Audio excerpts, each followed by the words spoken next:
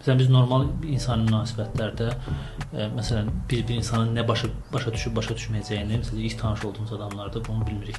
Çox məsələn, çox informativ danışa bilərik və ya da ki, hansısa bir sahə ilə bağlı, öz sahəmizlə bağlı çox detallı terminlərlə danışa bilərik. Qarşı tərəf başa düşməyə bilər. Bu normaldır yəni. Amma qaldı ki, ümumi həyati bir mövzuda hər hansı bir müzakirə gedirsə, burada da artıq belə deyək də insanların kapasitesi nə qədərdir, belə deyək də bu mövzudan bağlı nə qədər bundan öncə nə qədər düşünüb bu mövzudan bağlı nə qədər düşünüb, bu da önəmlidir.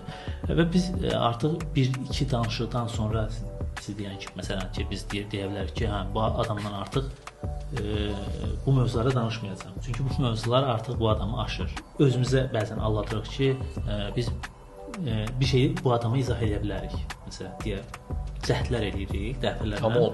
Amma olmur və bu artıq belə deyək də insanın inadından asılıdır ki, nə qədər dözəcək buna, nə qədər belə deyək də bu informasiyanı verməyə çalışacaq. Çünki qarşı tərəf öz mövqeyində durub, yəni o heç bir yerləş göstərmir, ya belə düşünsən daha ən aşağı formada izah edirsən, nə bilim çöplərlə izah edirsən, nə bilim güllə izah edirsən, nə bilim pambıqla izah edirsən, bir şeylərlə izah etməyə çalışırsan, amma reaksiya yoxdur.